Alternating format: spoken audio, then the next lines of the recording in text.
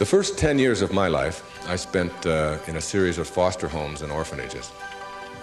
My mother had 3 boys by the time she was very young, in her early 20s. And my father abandoned his family. He just left. He took off one day. Well, I was born in 1940, and there was a depression in the world. There was a war getting going. There was no welfare. There were no food stamps, things like that. So my brother Dave and I, my next oldest brother, went into a series of homes and ended up in an orphanage kind of place out in Mount Clemens, Michigan. And my oldest brother went with my grandmother, 9 or 10, and got us back together.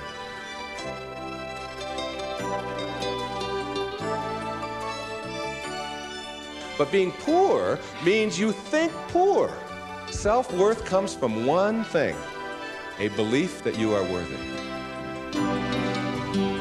Teacher, therapist, consulting psychologist, and best-selling author, Wayne Dyer.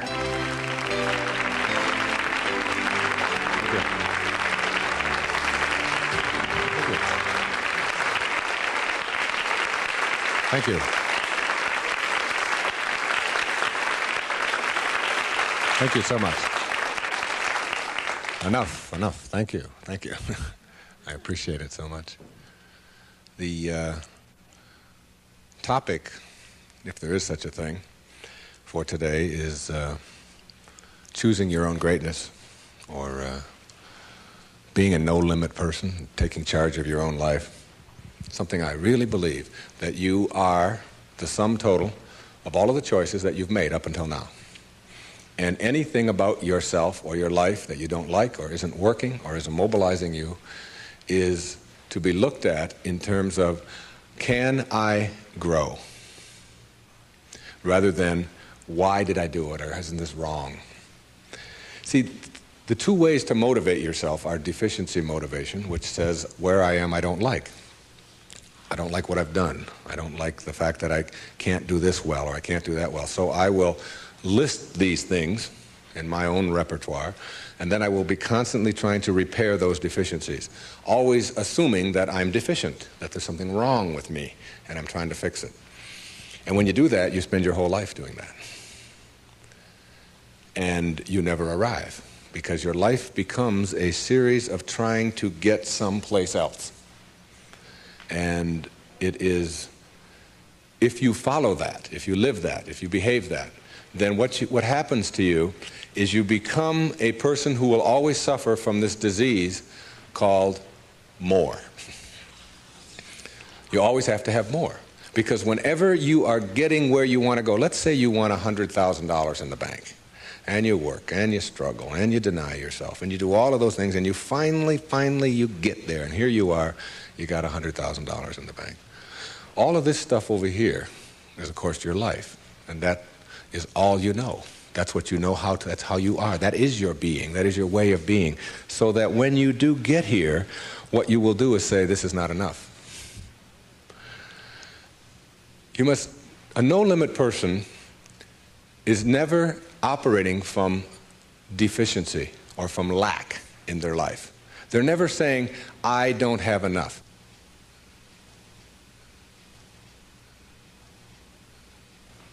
You see, you're never going to get enough.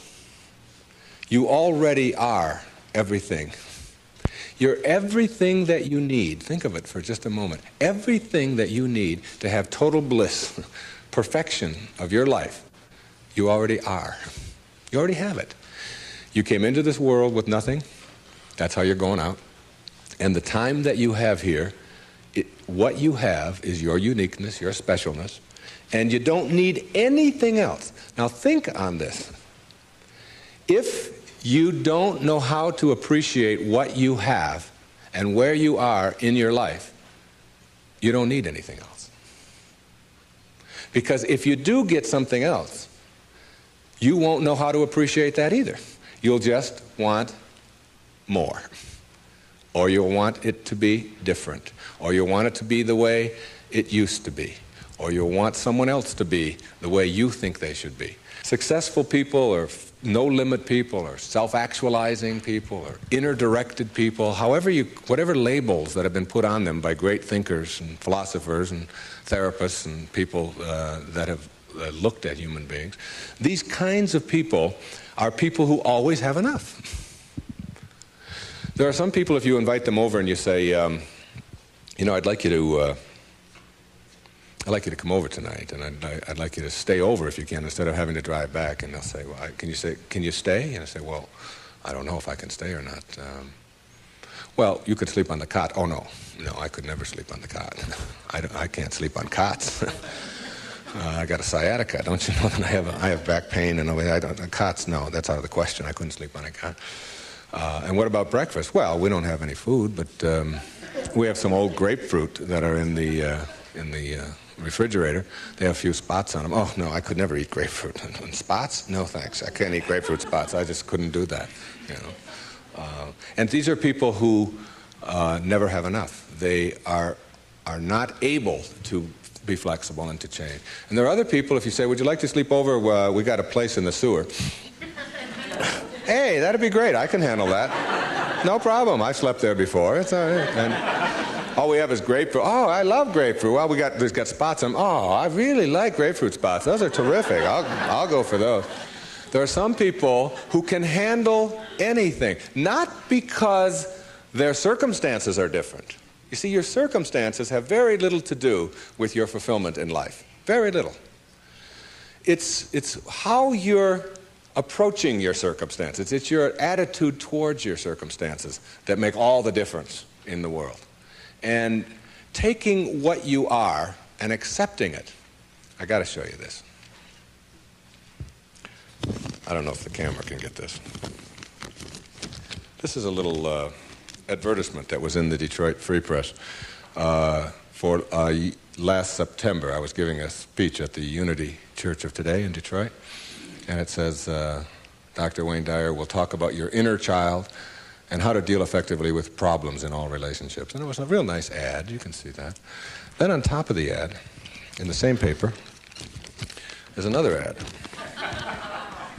And the ad says, face it.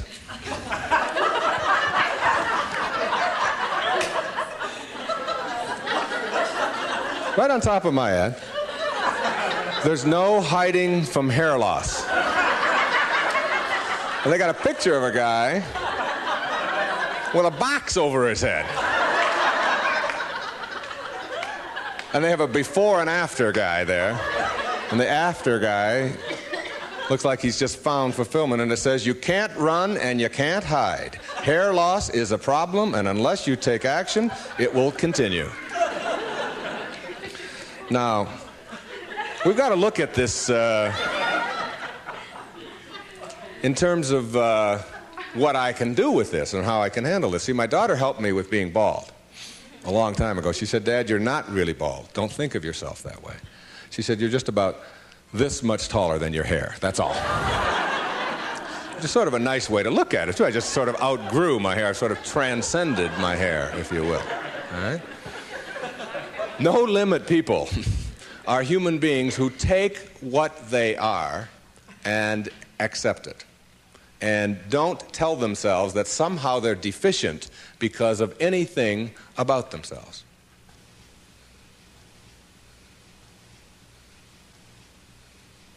This is a very crucial concept for me and for virtually all of us.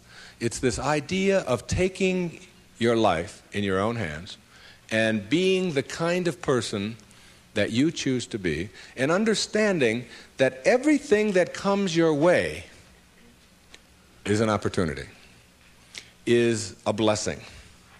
And it wasn't until I learned how to celebrate virtually everything that came my way that I was able to transcend it. You see, everything that was given to us by God, whatever that is perfect. No one can deny the mountains are perfect and the rivers are perfect and the birds are perfect and the hippopotamuses are perfect and so on. This is just what was given to us. Everything else that you have on our planet, that we have on our planet, comes about as a result of thinking. Thinking. Thought makes it so. All right? This microphone comes about as a result of thinking. Somebody imagines it. Somebody then tells somebody else about it, and it creates it. The dress that you're wearing, this shirt that I'm wearing, the shoes that you have, the stage, these cameras. Everything that you see that wasn't given to us was created by man as a result of the way that we think. The way that we think. So what gets inside of us as a cell comes about as a result of the way that we choose to think in our lives. Very important principle to understand. Because once you get a hold of thinking, and that it creates everything that you have in your life, you can change and make it as absolutely perfect as you want it to be, because thought makes it so. Creative visualization is what we're talking about here. The imagery, or the image that you have of anything in your life, is really like mental behavior. It's like going out and practicing. If you go out and practice with a basketball, shooting free throws over and over again, that's physical practice. Imagery is mental practice. It's mental behavior. When you have an image that you can succeed at something, when you have an image that you can do it rather than that you can't do it, when you get into your car and you have an image that you're going to find a parking place rather than that there'll be no place to park, so you're not looking for no place to park, you will start acting on the image that you have, very much like you will start acting on the practice that you have when you're shooting baskets or when you're hitting a forehand or working on your soup or anything else that you're doing. Bucky Fuller, who I served with on the Hunger Project Advisory Council for 9 years, who died not too long ago, said that 99% of who you are, you can't touch, you can't see, you can't smell. 99% of you is untouchable, unsmellable, invisible. It is what Ken Kais has called your conscious awareness. It's what looks out behind those eyeballs. What is that? It isn't cells. It's some kind of conscious awareness that you are. And make no mistake about it, you've occupied a whole lot of bodies already. Now, this is not reincarnation talk. Although, I don't know about this reincarnation. People ask me if I believe in it. I said, well, I taught in a junior high school in the inner city of Detroit for 4 years. And I saw those dead bodies come to life every day at 3 o'clock. So I believe in reincarnation, all right? Now, if 99% of who you are, you can't touch and you can't feel and you can't smell, then what is it? Who is it? Where are you? What is this thing called your essence or who you are? And where does it go? Now think of this. You were in a body. I have a little baby girl who's 11 months old. And we were all in a body that size. Well, it's only a body about this big. Got fingers only this long. You know? Got tiny, tiny little parts all over the place. I mean, she's only this tall. Now, is that her? Is that her essence? Because I have other children who are much older, and I am much older than that, and I can remember being 3 and being in a different body. Still me, still my essence there, different body, totally different, doesn't even look anything like when I was 11 months old. And then I was 13 and had a funny body at 13. But still my essence was there in a whole new body. Hairs growing all over the place that I didn't understand, all kinds of things happening to it, you know. Then hairs falling out of it later on, you know. Looking at those hairs that fall out and say, what held it in yesterday? You know, I don't know. I don't even understand that, okay? And so it's like who I am has been in many, many bodies already, all right? And that essence, you see, everything on our planet that is alive can never die. It can never die. Life doesn't die. It just transforms. It just moves on to new places and new ways of being, new ways of being. And the way of being that is the most transcendent of all is this way that comes from seeing yourself as love and only having that to give away. Only having that to give away. Let's say I were to stand up here in front of you and just visualize for a moment that I have an orange. And I take this orange and I squeeze it as hard as I can squeeze it, okay? What's going to come out? Juice. What kind of juice? Orange juice. Apple juice, any chance? Once in a while? Come on, now and then. A little mango juice come out of an orange once in a while? No mistakes, right? Never, no matter what. Next question. Everybody passes. These are easy, okay? Why, when you squeeze an orange, as hard as you can squeeze it, does orange juice come out? Because that's, not because it's an orange, because that's what's inside, isn't it? On our planet, when you squeeze something, what comes out of it is what's inside. Not too difficult, all right? Does it matter if your mother squeezes the orange? Does it matter what instrument she uses? Does it matter if you just had your period and then you squeeze an orange? Does it matter if your boss squeezes it? How about if your kids do it? Your kids squeeze an orange. Does it matter? Does it matter what time of day? Suppose they do it at noon, all right? How about at 4 in the morning? Does that matter? Whenever you squeeze an orange, the only thing you get out is what's inside, right? No arguments. Same thing works for you. Same principle works for you. It's a principle of the universe, all right? Someone squeezes you. That is, someone puts pressure on you. Someone says things about you that you don't like. Someone puts attention on you, whatever. Your boss says something to you that you don't like. And out of you comes anger. And out of you comes hatred. And out of you comes fear. Or out of you comes stress. Or out of you comes tension. Why? Is it because of your boss and the way they squeeze you? Never. Is it because of your mother? I mean, she really can be a pain sometimes, right? Is it because of your children? No. What comes out of you always when someone squeezes you is what's inside.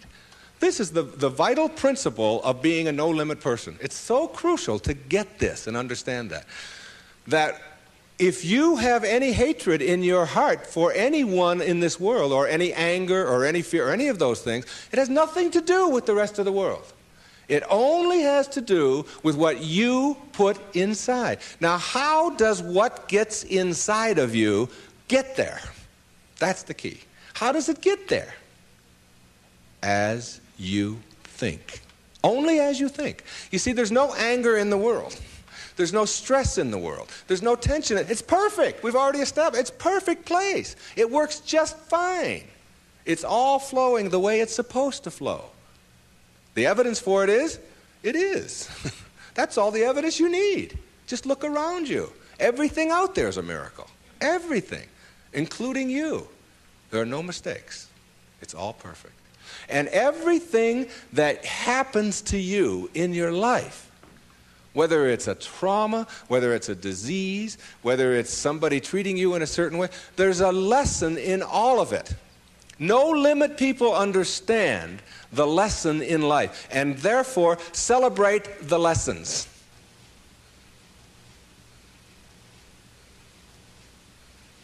It's true. And when you get to that point in your life where you're not cursing the things that come your way and blaming the things that come your way, and particularly blaming it on somebody else, and you hear it all the time. She hurt my feelings. How's that possible? How can anybody hurt your feelings? Your feelings come from your thoughts. No one can hurt your feelings without your consent. No one can make a fool of you without your consent. No one can embarrass you without your consent. These are choices that you have that come from the way that you think. Someone calls you a name. Hey, stupid. And you turn around.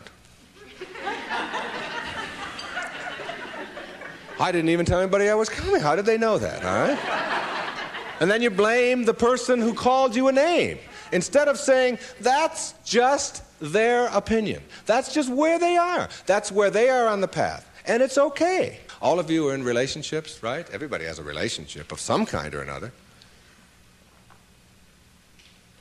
In your relationship, you have any problems? Any of you have a relationship and you don't have any problems? I'd like you to take this microphone. I want to sit down and listen to you. Everybody in a relationship has problems, don't they? Right? Now, when you say, I'm in a relationship, I got problems. Therefore, there's something wrong. Something's really wrong, all right? Now, if you're in a relationship and you have problems and something is wrong, you got to call in a consultant, right? You got to call in somebody to help you with the problems. You don't want the problems to go on. Who are you going to call in? You only got yourself. That's all you got. You might get a therapist once in a while, but they got worse problems than you do. The only consultant who can help you with your problems is you. And who is that consultant that you're calling in? We've already established that there's something wrong with that person, right? Something wrong. So now you're going to call in a disabled person to deal with your problems in your relationship, right? Now this is a really sick approach to curing your problems. You got somebody who says, we got a problem, you don't talk to me and I didn't talk to you, and you came home late last week and this week I called you and you didn't call and I was supposed to call you and then you didn't do it, and how can you do that? Now this is the consultant you're calling. Excuse me, would you come in and help us? I don't know if I can help you or not. I didn't come home. I didn't. That's the person you got to deal with your problems. All right? Now what you can do is you can change all of that around. You can say, I'm in a relationship.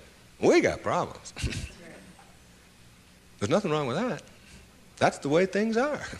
You know, my problem is that you are different than I am. And you think differently than I do. And you behave differently than I do. And you smell different than I do. And you have all of these attitudes over here that I don't have. Nothing wrong with that. That's the way it is. When two people get together in a relationship, you don't have two people becoming one. If you do that, then what you end up with are two half persons. Who wants a half a person in a relationship? You always are single. Even if you're married and and involved in a relationship forever, you're still always single. You're still always you. Your unique, special, perfect self that is not trying to love, but who is love, who lives love, who is being love. The same as if you pray to God and say, God, will you please help me with my problems? And want God to do it for you. Never happen. You've got to be God, not be afraid to carry God around inside of you. If you want to get healed, you have got to understand that you're not going to get healed if you are asking someone else to heal you. And ask any doctor that you know, any surgeon particularly, who's taking somebody into surgery, and ask them which person has a better chance of living, of surviving, say, serious surgery. Is it the one who has a will to live, or is it the one who's just given up? And the surgery and the cases are exactly the same, all right? But the person who has that will, which we can't define, you can't go out and get a bucket full of will and bring it in there. It's an attitude, it's an approach, it's a belief, all right, that you can do something. And when you have that belief about yourself, then you've got so much better opportunity to be well in your life.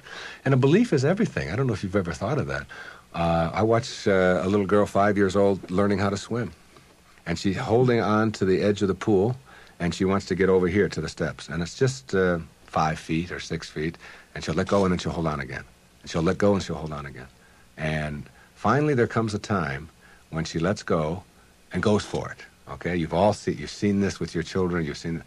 And what you ask yourself is, in the moment before that when she was holding on, and then look at the moment afterwards, does she have any different skills? What's changed? Yeah, the skills she didn't have any new skills. She didn't learn any skills in that second. What she has is a belief that she can do it. And when you believe it, when you really just believe that you can do it, that's what allows you to swim. And when you think about it now, do you know how to swim? Yeah, so when you dive into the water, you don't think about that. You just know when you dive into the water, you can swim. You don't have any necessary swimming skills or anything like that. Or when you get on a bicycle, you get on, you know that you're going to, unless you believe you can't, because you've never gone out there and tried it and worked on it and done it. Told a story of a patient of yours who had that very problem, who said she didn't know how to ride a bicycle. Yeah, Gail, who came to me many years ago. And you know why she said she couldn't ride a bicycle? Because her mother wouldn't let her get on one. Cop out. Yeah, absolutely. And she had these beautiful big white teeth, and her mother had always told her you could fall and break your teeth, and I wouldn't want that to happen to you. So here she was now in her 30s, and telling me that she couldn't ride a bike, and she was in therapy. And I said to her, okay, let's go. She said, go? Where are we going? I said, well, I've got a bicycle downstairs, and I'm going to show you how to ride a bike. I'm going to have you teach yourself how to do this. And she said, look, I didn't come here to pay you the kind of money that I'm paying you to have you teach me how to ride a bicycle. I came here to find out why I can't. I said, oh, well, you're going to need another 30 seconds of therapy easy, okay? The reason you can't is because you never got yourself on a bicycle. And until you do, you never will know how. And you just believe that you can't. Oh, that's the end of that. There's no more to talk about that. Now, what we have to do is get you to get out there. And we went downstairs, and it was a woman's bike. And I've helped a lot of people to teach themselves how to ride a bike. And what you do when you help someone to teach themselves how to ride a bike, because you don't teach anybody how to ride a bike, okay, is you let them do it all themselves. You let them hold it, you let them balance it, you let them move with it, you let them put the pedal down and move it themselves, and you stand back. You say, no, when you're ready, and then you move it, and you hold on for a second, then you put your foot back down, and you practice it and practice and practice that all yourself, with just someone encouraging you, and before long, in just a matter of minutes. When I tell you it was minutes, and this woman had never been on a bicycle before. She rode like 2 blocks on a bicycle. She couldn't believe that she now had a belief. Being, to me, means seeing the greatness and the uniqueness in you and never letting anybody else convince you to the contrary. When people ask me, come on, you're always talking about being up and you're always positive and so on, you mean to tell me that you're always that way? I say, yeah, I really am. And it isn't because I'm out there doing something in an artificial way. It's an authentic response to my having gotten the junk out of me. And the junk is the way that I used to think, the way that I used to think. Think for a moment, if you can visualize right here, a clock, a big clock. And the hands on the clock go from 1 to 12. The clock starts right out here with the minute hand, and it goes over towards the 3, the hour hand, minute hand. And that's the time in your life when you are moving away from yourself, from your true self. That's the time when you are trying to put other people down, trying to prove that you're bigger and better than somebody else, trying to make yourself right all the time, as opposed to being with somebody else. It's like you're moving away, and a lot of people spend a lot of time moving away from their true self, because your true self is this little child, is this beautiful little child inside of you that has only love and acceptance for everything in the world, and no dis-ease, no absence of ease. You move away towards the 3, and then you move down here this way, and you're still moving away from yourself until you hit the 6. The 6 is the point in your life, symbolically, metaphorically here, when you are the furthest away from yourself that you can be. It's the low point in your life. It's the point where many people break down, or many people break down their relationships, or they feel full of despair, they feel full of hatred, whatever it may be. And a lot of people die then. A lot of people are put into hospitals then. A lot of people have to really seek out therapy then, and so on. And when you're at that 6. There's another part of the clock that goes from 6 to 12 that I think of as living in the light. And this is when, and see, this clock hand never can go back. It can't go back. It can only go this way. It only goes this way, as does life. It only goes this way, forward. In this period, this place between 6 and 12, that's when you start coming back to yourself.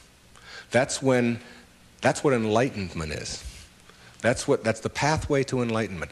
When you send out that stuff that is destroying you, that is killing you in one way or another, and you move yourself back over here, and eventually you get yourself all the way back. This is the light over here. This is the place where you can't go back. You'd be tempted. You might be tempted to steal. You might be tempted to use anger. You might even slip a little bit, and you catch yourself.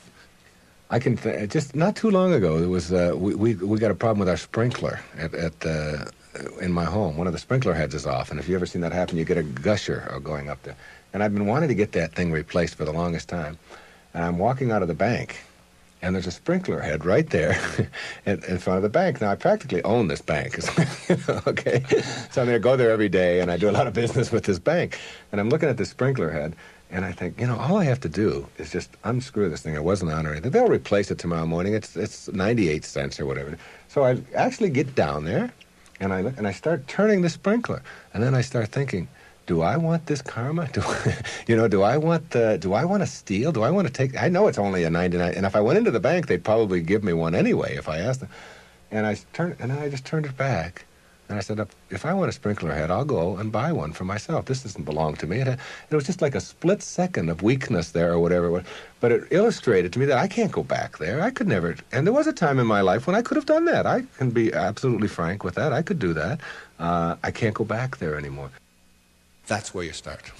That's the place to start. Because when you get all of that out, when that's all gone, and I mean gone, and it only comes about as a result of the way that you think, so it's just changing around your approach to life, the way that you think in life. When that starts to go away, what you've become filled up with is what your natural self is, which is this loving, accepting, not fighting the universe, but instead living in it and going with the flow and all of the kinds of cliches that you've heard 1,000 times.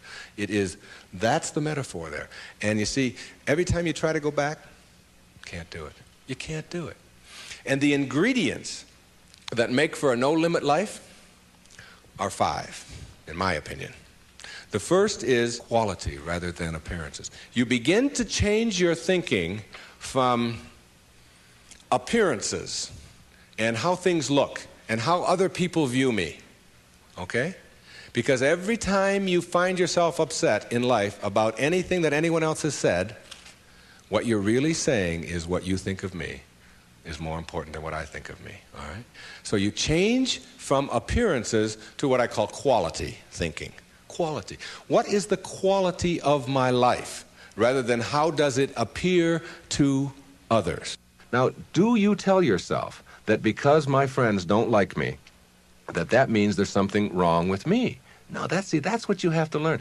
That another person's opinion is just that. It's their opinion, and that's all it is. Every time you are upset, or your children are upset, because of what somebody else says about them, including their peers, what you are really saying in that moment, and this is really important, what you're saying is, what you think of me is more important than what I think of myself. And you must never give anybody that kind of power and control over you, because they will always have it. The funny part about approval, for those of you who really want it, now I'm here to tell you that I like approval. I enjoy it. I find it one of the most exciting things in the world. I like it when people read my books. I love it when people applaud. I like it when people tell me nice things and all. I like approval. I'm the first one to admit it. What I don't do is I don't need approval. There's a big difference between wanting approval and needing approval. When you need approval, it means you become immobilized when you don't get it, from making other people's opinions more important. Now, for those of you who say, yeah, but I want approval and I need it, and if I don't get it, and so on, then understand this. The people who get the most approval in life are the ones who care the least about it. And the ones who get the least approval are the ones who are always going after it. So if you want approval in this paradoxical way that I'm talking about it, stop needing it. Stop concerning yourself about it. Ask yourself, who gets the most approval in life? Think of the person that gets the most approval, and you'll see that that person couldn't care less what other people are thinking. They're so busy being, they don't have time to notice what their neighbors are doing. Thoreau said this. He said, if you advance confidently in the direction of your own dreams and endeavor to live the life which you have imagined, you will meet with a success unexpected in common hours. What that means is that success is not something that you can get in life. Success is an inner process. Success is something that you bring to everything you do in your life. It isn't something you get out of what you do. And when you get that, and you learn how to get the junk out, and advance confidently, doing what makes the most amount of sense to you based on your inner signals and the one issue of morality, which is you never interfere with anybody else's right to do the same. Each person has their own right to advance confidently in the direction of their own dreams. And when you violate that, you're violating the principle of the universe, the essence of the universe, which is cooperation and harmony. Then success will begin to chase you. And it will come into your life and arrive in your life in amounts that you never dreamt of before. That you never dreamt of. Things will start happening to you that you would never imagine before. I'm working on a book right now that's going to be called You'll See It When You Believe It. And when you start believing in some of these principles, you'll start seeing things that you were blind to for so long. When you were back here in the 2 and the 3 and the 4 and the 5, when you were moving away from yourself, as long as you're moving back towards your universal essence, your harmony with yourself, your cooperation with the rest, things will start happening in ways that you never dreamt of. Jung called it synchronicity. And it's a term that we use to explain how unexplainable coincidences sort of happen in our life. And how come these things happen? I'm going to share a couple of those with you before we leave. The quality versus appearance in your life means that you get that inner candle flame working in a way that gives you quality, independent of what other people think of you. Maslow, in defining self-actualizing, no-limit people, said they are independent of the good opinion of other people. Of the good opinion of other people. Independent of it.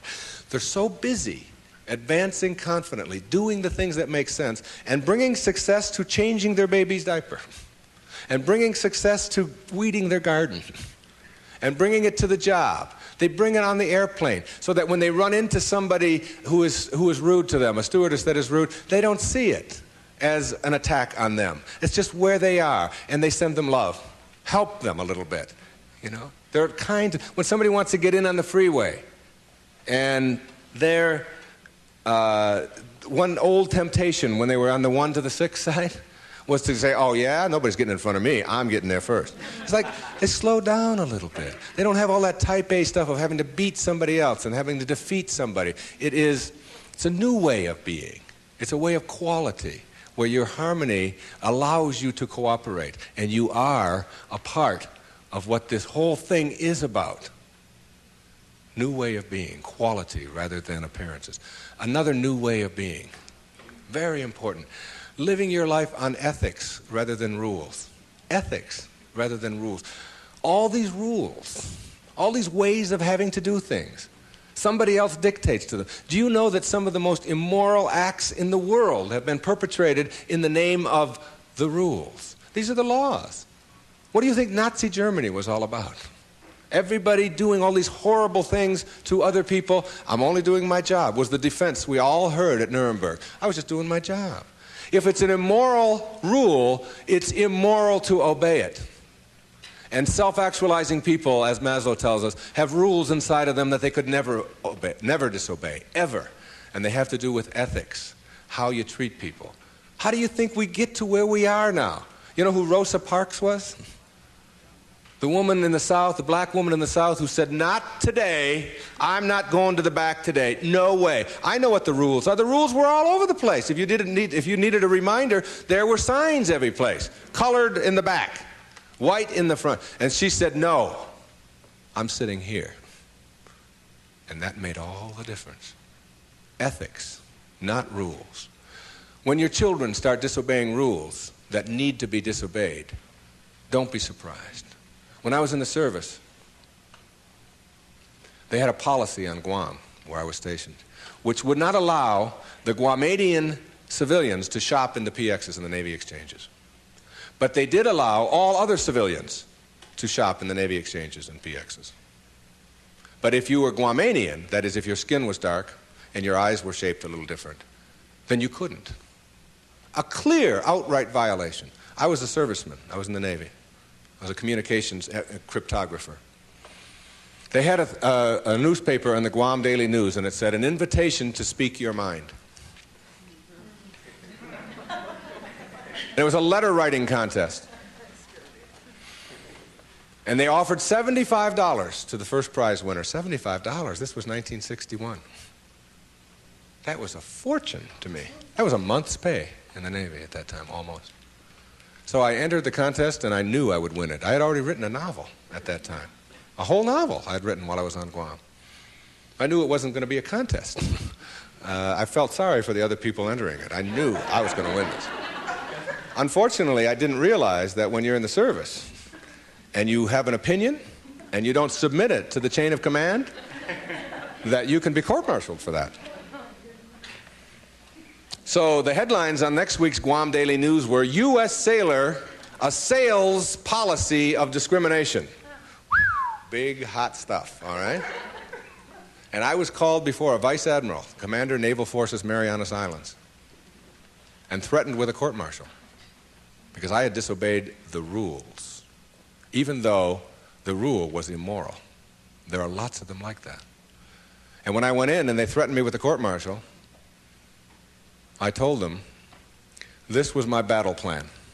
They didn't have Xerox machines in those days, so I had to get a lot of carbon paper.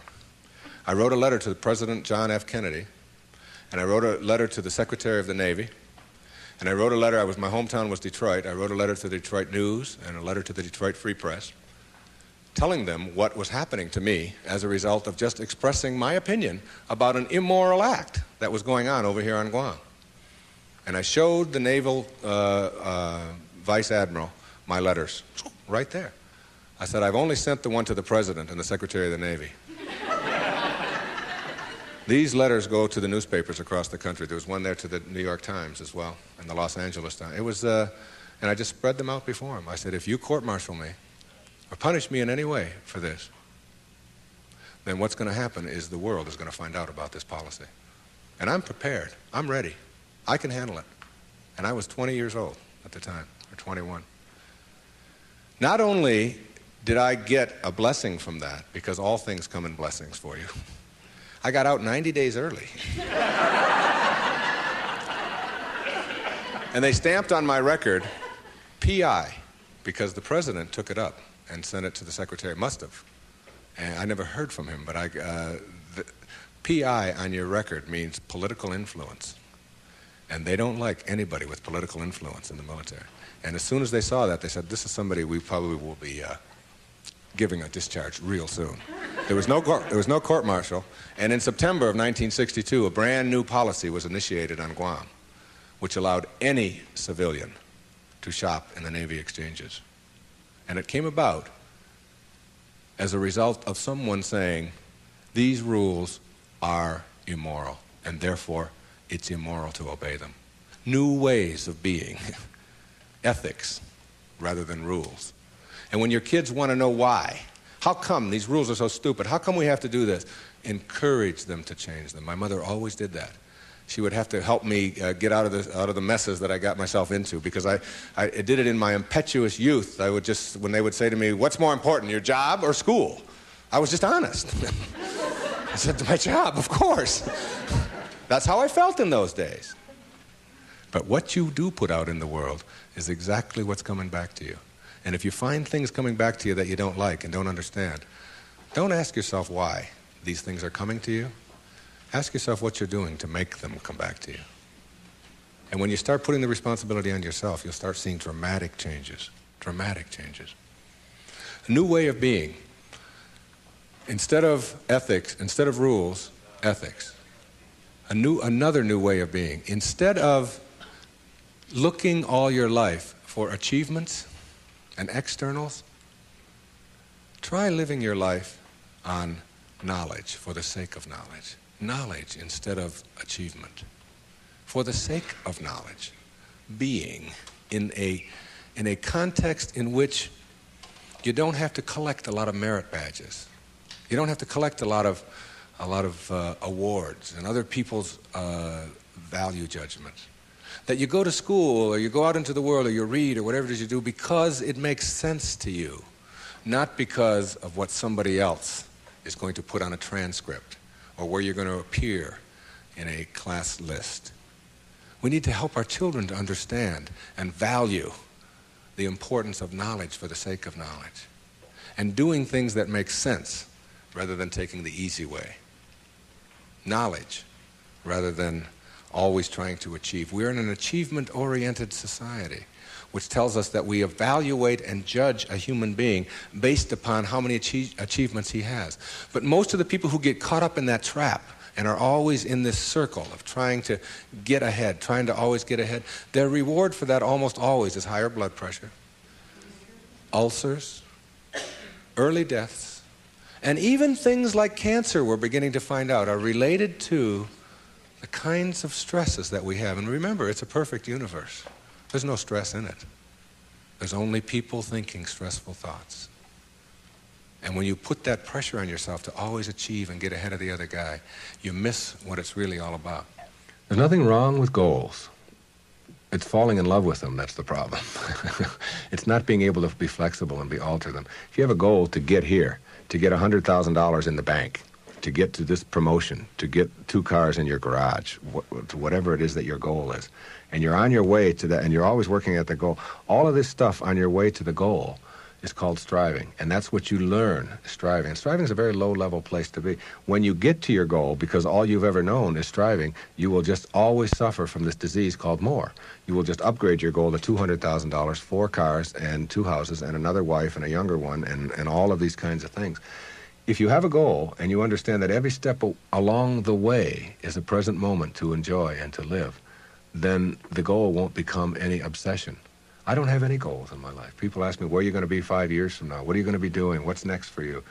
I remember what Lincoln said, who to me was like the greatest person who ever sat in that White House. He said, I never had a policy. He said, I just tried to do what made the greatest amount of sense each and every day of my life as I sat there as the President of the United States.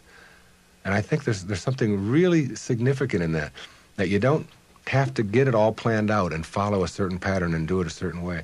If you just sort of trust your inner instincts and go with that and live each moment, the goal stuff will all take care of itself. But if you're sacrificing and pushing your life aside and suffering on your way to trying to get someplace, you'll never get there. It will always elude you, because once you get there, you'll just have to upgrade it. And that's because that's all you'll know. Nowness is that purest form of sanity, living in this moment and enjoying it. And all the rest of it will sort of work its way out. Another new way of being for me is to think of yourself in terms of personal authority rather than being an authoritarian. Personal authority. A person who has authority never needs to dominate anyone else, ever. Dominating doesn't become necessary. In business, you can have authority. The people who have the most authority are the ones who listen the most, and the ones who are the most conscientious about what do other people have to say.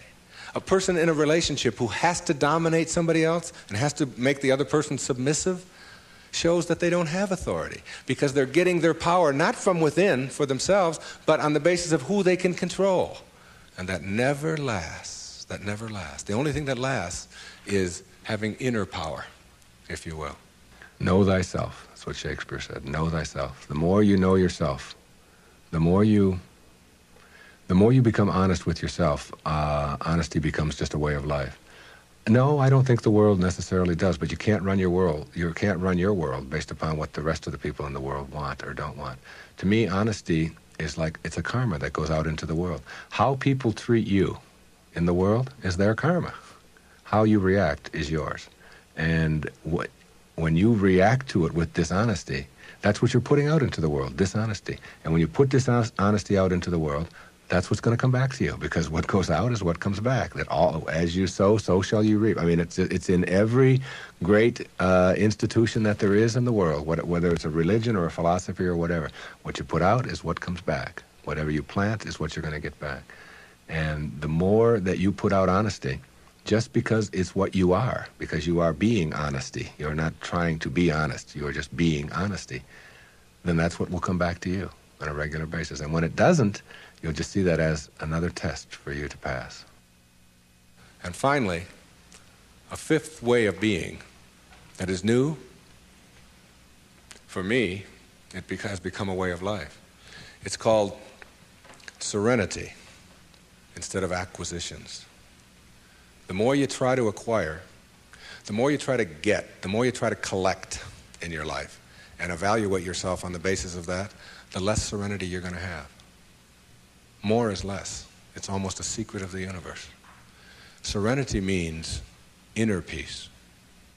It means that you can find joy in every moment that you have in your life instead of always looking for it. It means that while you are driving along the countryside, and seeing, instead of saying, I'm on my way to this point, that you can open your eyes and see it with new eyes. See the rolling mountains, see the grass, see the deer, see the sky. See, you can just stop wherever you are in this second, wherever you are, and just look around you, and you can begin to appreciate just your surroundings and your environment. Then you can begin to appreciate the people that are in your life, and even the ones that are negative and you're having the most difficulty with. You can practice a new way of being with them, which is sending them love, sending them flowers, send them books, send them a tape, send them something, and just see what kind of reaction that you get. Super emotional health is just an attitude. An attitude is everything. I want to summarize these new ways of being and give you the most important ingredient on the path as we leave. I said that it's quality in your life to be focusing on rather than appearances, and it's ethics rather than rules, and it's knowledge rather than achievement all the time, and it's being personally an authority on yourself rather than authoritarian and trying to be dominating someone else or to be dominated, and serenity, which is the name of my little girl, my youngest daughter, Serena, rather than acquisitions and accumulations and trying to prove yourself that way. And when you get that serenity, which comes from the way that you think always, then you will replace all of the other junk that keeps you back here between 6 and 1 on that clock. And once you get past it, you'll never, ever be able to go back. Because the light, living in the light, is a way of being that if you're not there, you don't get it yet. But once you see it, and once it begins to take over your life, you can never go back. That is your purpose. Your purpose isn't to try to be loving. Your purpose is to be love and only have that to give away. Well, but there's one other ingredient, and it's really crucial. Forgiveness is the vital ingredient on the path of enlightenment. And if you don't know how to do it, then practice sending out love. Take the person or the people that you're having conflict with, any place in your life, send them something. You don't have to even do it physically. Just send them something that comes from inside. And what's inside is how you choose to think. And if you can make that love and do that, and that is to me the test. Not whether you can love someone when they smell good, when they do everything that you're supposed to, but whether you can love someone who has sent you hate or anguish in your life and send it back. You don't have to forget. You don't have to go back. But you got to get it out of you because it is blocking you and holding you back. And when I said you'll see it when you believe it, all my life I had wanted to write fiction, a parable. 4 years ago, I decided to go off to Hawaii, to Maui, to Kaanapali Beach, and to write. Now, the books that had made the most difference in my life were The Little Prince, Candide, Siddhartha, Jonathan Livingston Seagull, Illusions, Alice Through the Looking Glass, Gulliver's Travels, parables, teaching parables, stories that can tell a message. I went over to Maui, and I sat down on the beach, and I'd been talking about writing this, I'd been talking about doing this, and it was something that... And I have a little girl, and her name is Sky, S-K-Y-E. I decided to reverse the letters in her name, E-Y-K-S, and put an I in there, which symbolizes the self, Icus. And I just created this parable of a woman whose name is Icus, who lives on another planet. The planet is Uranus. And it's a duplicate mirror image of Earth, only Icus can only see things as they are, not as we would like them to be. And therefore people are neurotic on Uranus because they have to be. She gives the anxiety attack report, if you will, because anxiety really does attack over there and tells about anxiety coming in on the weekends and so on. Well, my visitor in my parable goes to Uranus, meets Icus. She cannot understand, as he describes Earth, why people would be neurotic by choice on Earth. Why would anybody be unhappy or depressed or miserable when anxiety doesn't attack, and when elevators really don't scare you, and when if you want a complex on Uranus, if you want to give a complex to your wife, you go to the store and buy one. And she says, what happened? Well, my husband gave me a complex, and it's true. Whereas on Earth, if you have a complex, it's because you've chosen to have one. She can't figure it out, okay? So she comes here, observes our people, and begins to see the secrets of the universe and gives us these secrets, talks to the top leaders in our field. And that was my parable, and I wrote it, and she gives all of these wonderful secrets, some of which I've been talking about here today.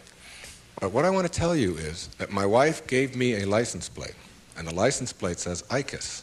Okay, it's a vanity plate. And I was pumping gas on Federal Highway in Fort Lauderdale, Florida, and a little man from Greece came up to me, and he said, "What means this Efyes?" Which is how you say that in Greek. And I said, "Well, that's just a word. It's my daughter's name spelled backwards. It's a parable that I wrote." He said, "No." He said, "In Greek, that's a word." I said, "What could that word be?" He said, "It means best wishes for all." You'll see it when you believe it. The great, big erroneous zone, the cosmic erroneous zone. If you get this one, you'll have it and understand it all. There is no way to happiness. Happiness is the way. God bless you. And thank you for being here.